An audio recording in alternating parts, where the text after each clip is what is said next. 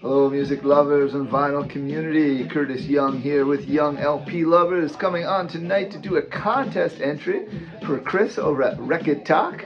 Of course, links down below to his channel. Great channel. You'll find all kinds of stuff on Chris's channel. Everything from, your classic rock to your punk. I've seen hip hop, I've seen reggae, I see world music, blues, you name it. Chris has a nice eclectic taste, which I appreciate. Man after my own heart, really. Let's see, what's he want us to do for the contest? It is around leap years, yeah? He released this, I think, on February 29th. Leap Day's not a thing? Leap Day William, bursting from the sea. Will he bring his bucket of sweets for Mom and Pop and me? So the theme is all around a leap year. He wants to show us 3 albums that were released in a leap year, 3 different leap years. So I've got those here. He also wants us, so I think that was the base, and then you get bonus, right? You get bonus opportunities. Bonus for a song that was #1 on February 29th. And a bonus for an album released on February 29th. Yeah, that's a tough one. Okay, I didn't get anything for that one.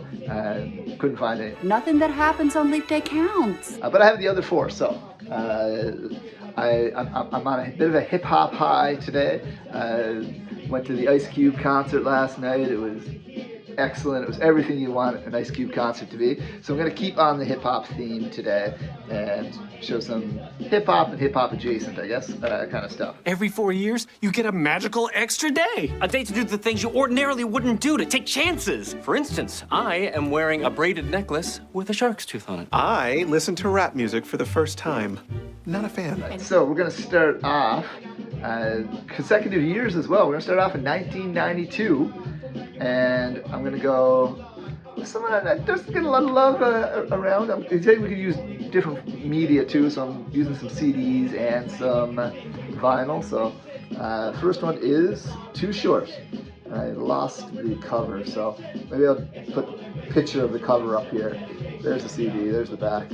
Too Short.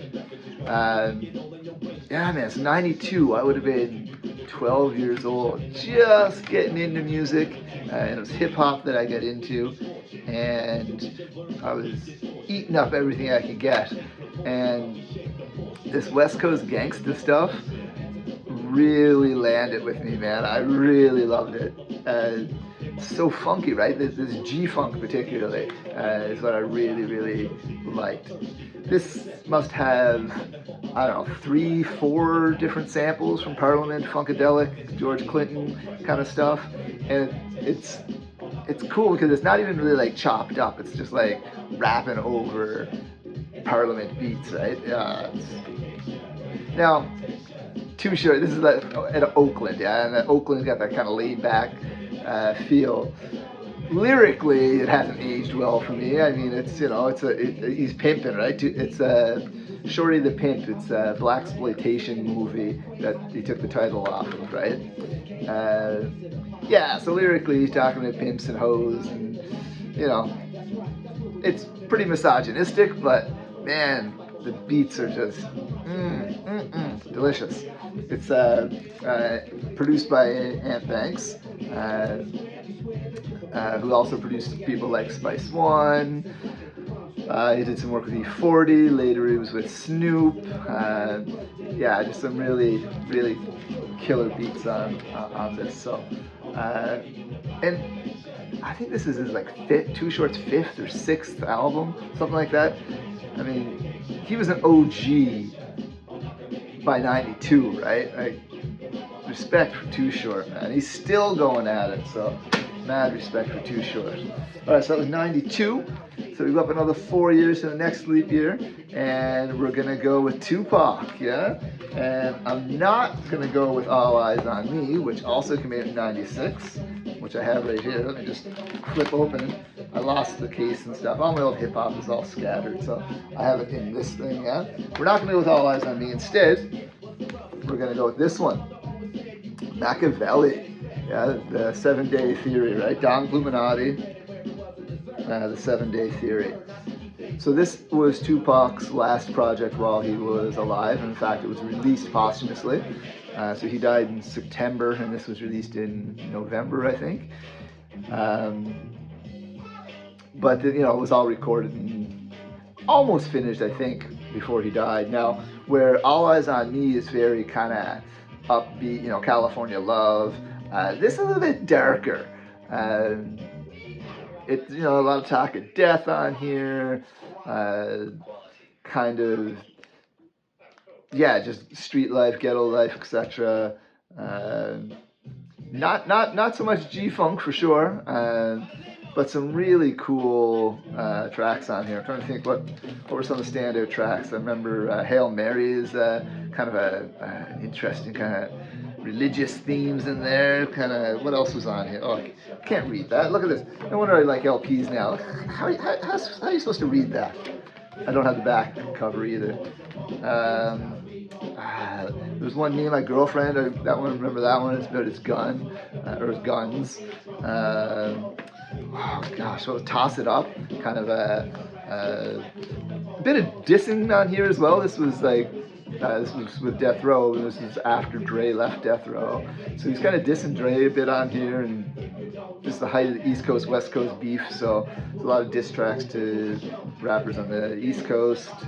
But I really like this album. I think it's kind of cool. I guess it was supposed to be a underground release. It wasn't supposed to be a big album. So the disc there as well. Yeah, Tupac. I was a huge Tupac fan, right from Tupacalypse and Strictly all the way up to Dear Mama, All Eyes on Me, and Machiavelli, classic. I wish I had the track list so I could talk more about the tracks. But anyway, great album. We're gonna go over vinyl for the next one. For 4 years on, we're gonna go up to 2000. Very late to everybody! Hey, take a leap, pal! That's the spirit! And 2000 is a bit the end of my hip-hop era. Kind of started diverging my musical tastes, and today I listen to almost no new hip-hop, unfortunately, but nothing just really grabs me. Kendrick Lamar, beyond that, not much. Alright, so we're gonna go with Jurassic 5, 2000, Quality Control. I think this is their third release, second maybe? No, second release. There's 2 more after this. So this is what's playing in the background. Super smooth vocals from Charlie Tuna here. It's got a very old school feel. Cut Chemist. They got 2 DJs actually. Cut Chemist. Love the style, the scratching. Just gorgeous. I love it. What stands out here? We Get Along. The opener track is pretty cool. Great Expectations. Quality Control. World of Entertainment. Jurassic Finish First. It's just, they're all great. It's a little bit more conscious hip-hop, I guess. A little bit more positive messaging here. They call it alternative hip-hop. I don't know, I just call it kind of, I guess it's kind of alternative hip-hop, especially for what was happening at the time. Definitely more conscious lyrics. When I discovered these guys, probably wasn't until the mid-2000s. And it was much more to my liking than some of the gangster stuff that I had kind of tired of, I guess. So Jurassic 5, Quality Control, great album. Love it. All right, now, so that's my 3. For my bonus entry, a song that was #1 on a leap day. And so in 1996, #1 on the charts, the Billboard Hot 100. So any chart will do. I'm about to do something pretty crazy. You should. It's Leap Day. Real life is for March. And Mariah Carey. #1 to infinity. I'm not even going to say this is a guilty pleasure. I properly like Mariah, man. What can I say? How can you not like Mariah? growing up in the 90s, you know, this hip-hop adjacent, I'll say. Me and Mariah go back like babies and pacifiers. I'm going to read the back because I think it speaks to it, yeah? With one of the century's most recognizable and unique voices, Mariah Carey brought audiences to their feet with a record-setting string of 18 singles that topped the Billboard 100 charts, from upbeat dance tracks, Emotion and Fantasy, to soaring ballads, I'll Be There, Hero, We Belong Together. All right, so there's some of the hits. Now, this is where it gets interesting, and I don't think this still holds, but anyway, Carey has scored more #1 singles than any artist in history. Only the Beatles have more. I don't know if that still stands. I think like Taylor Swift or Beyonce maybe might be up there with her, but anyway, still a pretty remarkable feat.